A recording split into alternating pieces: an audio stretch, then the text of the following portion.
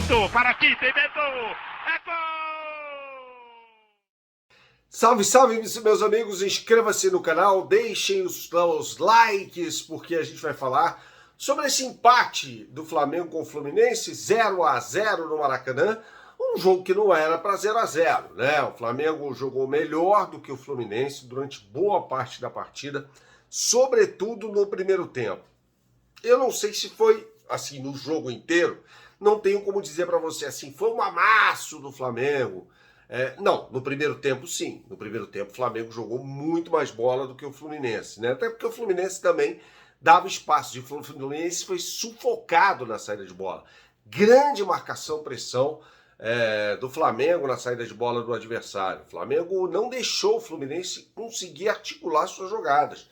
Tanto que o Fluminense teve duas chances claras de gol no primeiro tempo e mais nada. Duas chances, né? Dois chutes ali e tal, e mais nada. E o Flamengo não, meteu bola na trave, teve bola do Gerson que quase entrou. O Flamengo com o Arrascaeta perdeu o gol no primeiro, no segundo tempo. Foi um time que foi muito contundente, né? Assim, pelo menos no que diz respeito ao domínio da bola, né? Mas não foi contundente mais uma vez na hora de finalizar. Aí é que está o ponto. Não adianta você dominar o jogo e não ter a capacidade de botar a bola para dentro, né? E aí a gente pode falar aqui sobre a alteração, né, mais para mim equivocada de todas, né, que foi a saída do Everton Ribeiro para a entrada do Vidal, né? Me pareceu não fazer o melhor sentido naquele momento essa alteração. Afinal de contas, o Vidal é um jogador que pouco acrescenta ao time do Flamengo, que nada acrescenta atualmente ao time do Flamengo, né? Então ele sai, para mim, tinha que ter sido o Vitor Hugo. O Jorge Sampaoli até foi questionado sobre isso na entrevista coletiva. Agora, o que mais me chama a atenção nesse jogo, eu conto aqui com o seu like, também com o seu comentário, você pode discordar de mim, é a forma como o Flamengo evoluiu em relação ao jogo contra o Bahia. Não era para ser assim. Era para ser um time com a mesma mobilização em jogos gigantes e outros que não são nem tanto. Mas, por exemplo, nesses que não são nem tanto, Bahia, por exemplo, vale pontos para um campeonato de pontos corridos, né? Então, precisa correr, não pode ter dois a mais e levar sufoco como levou do Bahia.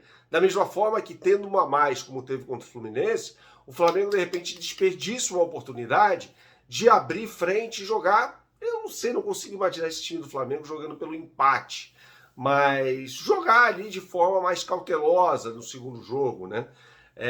Mas assim, há pontos positivos e negativos nessa partida. Ponto positivo que eu destaco é a entrega do time, não só assim, o fato de queremos raça, não é só isso, não, tá? Mas o fato de ter feito uma marcação-pressão muito eficiente na saída de bola do adversário, né? Esse para mim foi o ponto alto do primeiro tempo. Também a atuação do Pulgar é algo a ser considerado. Esse cara tá jogando demais. Esse cara virou titular do time. O Pulgar hoje é titular do time do Flamengo. Ele é aquilo que o Vidal era quando o Jorge Sampaoli tinha acabado de chegar ao Flamengo, né? E veja, o Sampaoli está começando o trabalho ainda. É só o início, tá? É um técnico que eu classifico como bom, muito bom.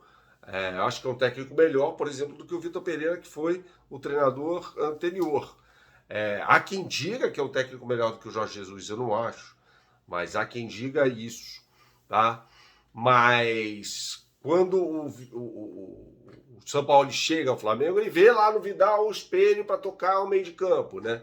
Não diria o seu alter ego, mas o cara que vai falar assim, esse cara aqui vai tocar o meio de campo e tal. O Vidal não é esse cara, né? O Vidal não é esse cara mais. Assim, eu acho até o Vidal um jogador ao longo da carreira dele um pouco superestimado, né? Até conversava isso no programa na Placar TV, o Sormani falou sobre isso, né?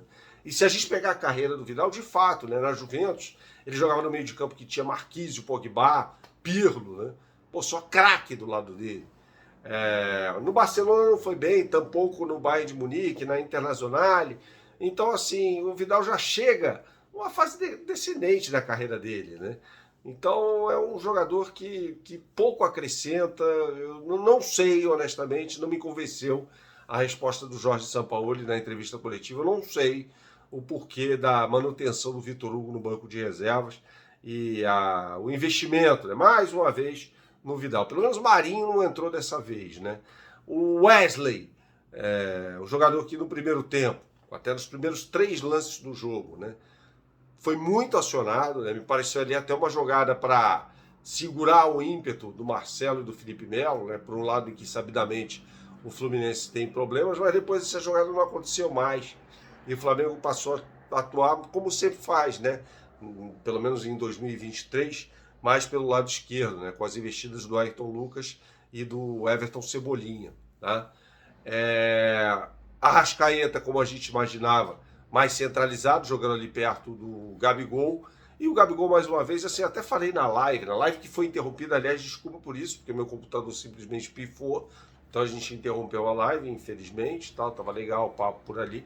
Gabigol que vai se tornando um jogador, de certa forma, até inofensivo ao adversário, né? Teve ali, o Gabigol funciona bem, né, quando recebe o passe em diagonal, como foi no lance que ele meteu a bola na trave. É ali que ele funciona, né?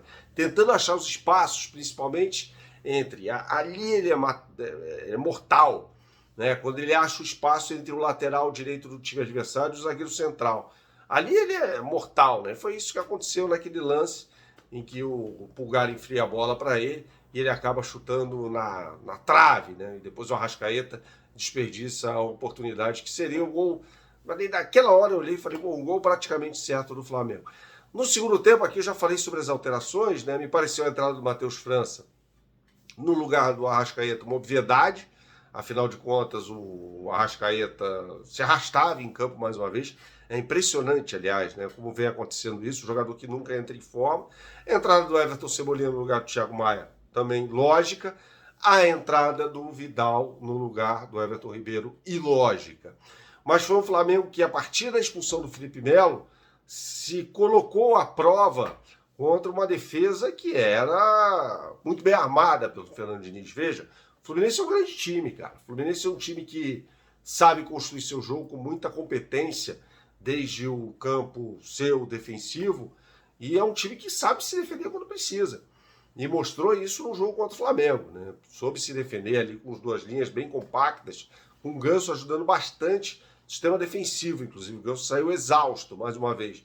E aí, no final do jogo, o Daronco acabou sendo conivente com a cera do Fluminense, picotando muito o jogo, como ele, Anderson Daronco, gosta de fazer, e aí não teve mais jogo. Moral da história, o Flamengo fez um grande jogo, mas falta ser mais agressivo. Saudações, até a próxima e tchau, tchau.